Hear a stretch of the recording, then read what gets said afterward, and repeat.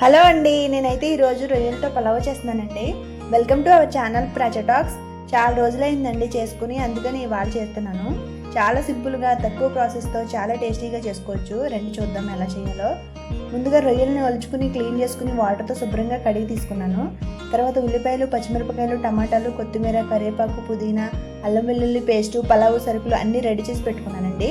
ముందు స్టవ్ వెలిగించుకుని స్టవ్ మీద ఒక గిన్నె పెట్టుకుని ఆ గిన్నెలో రొయ్యలు వేస్తున్నానండి. ఈ రొయ్యల్లో ఉప్పు, కారం, పసుపు వేసుకుని బాగా కలుపుకుని ఉడికించుకోవాలి. ఈ రొయ్యల్లో వాటర్ ఏమీ వేయక్కర్లేదు. స్టవ్ సిమ్లో పెట్టుకుంటే రొయ్యల్లో ఉన్న వాటర్తోనే చక్కగా రొయ్యలన్నీ ఉడికిపోతాయండి.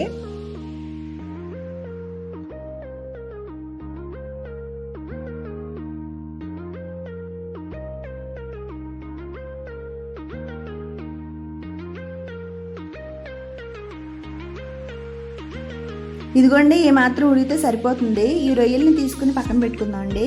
తర్వాత పలావ్ కోసం వేరే గిన్నె తీసుకుని సరిపడా ఆయిల్ వేసుకుని 3 యాలక్కాయలు, 5-6 లవంగాలు, 4 బిర్యానీ ఆకులు, చెక్క, ఇంకా బిర్యానీ సరుకులు వేసుకుని కొంచెం సేపు ఫ్రై చేసుకోవాలి. అవి వేగినాక సన్నగా కట్ చేసి పెట్టుకున్న 2 ఉల్లిపాయలను వేసుకుని బాగా వేయించుకోవాలి. ఉల్లిపాయలు బాగా వేగిన తర్వాత కట్ చేసుకున్న పచ్చిమిరపకాయలు, చిన్నగా తరిగిన టమాటా ముక్కలు వేసుకోవాలి.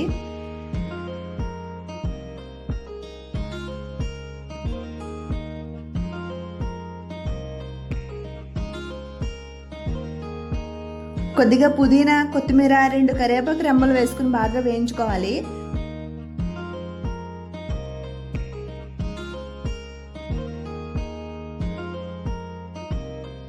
తర్వాత టమాటాలు వేగినాక 1 స్పూను అల్లం వెల్లుల్లి పేస్టు, 1 స్పూన్ కారం, ఉప్పు సరిపడినంత, కొంచెం పసుపు వేసుకుని బాగా వేయించుకుని ముందుగా ఉడికించి పెట్టుకున్న రొయ్యలను వేసుకుని ఆయిల్లో బాగా వేయించుకోవాలి. అడుగు మాడిపోకుండా మధ్య మధ్యలో గరిటతో కలుపుకుంటూ బాగా వేపుకోవాలి.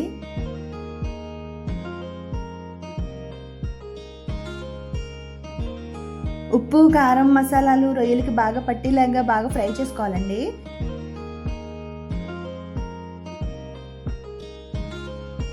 ఇప్పుడు బియ్యం వేసుకోవాలండి. నేను 1 గ్లాసు బియ్యం తీసుకున్నాను. ముందుగానే కడిగి కాసేపు నానబెట్టుకుని ఉంచుకున్నాను. ఈ బియ్యాన్ని ఈ రొయ్యల్లో వేసుకుని కొంచెం సేపు ఫ్రై చేసుకోవాలి. నేనైతే నార్మల్ సోనా రైసే తీసుకున్నానండి, బాస్మతి రైస్ కాదు. ఇదిగోండి, ఇలాగ బియ్యాన్ని మొత్తం చక్కగా రొయ్యలతో పాటు కాసేపు ఫ్రై చేసుకోవాలి.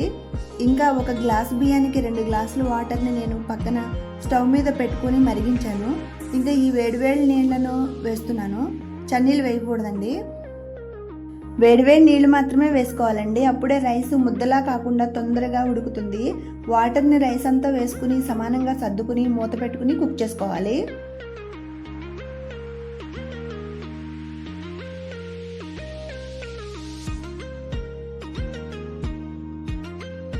రైస్ ఇలా ఉడుకుతున్నప్పుడు స్టవ్ని లో ఫ్లేమ్లోకి అడ్జస్ట్ చేసుకుని 5 నిమిషాల పాటు కుక్ చేసుకున్నాను.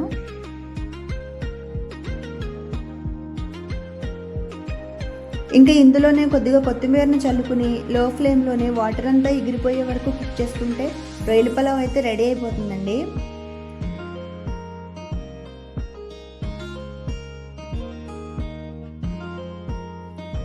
ఇదిగోండి, నేను చేసిన రొయ్యల పలావ్ అయితే రెడీ అయ్యింది. చాలా బాగా వచ్చింది.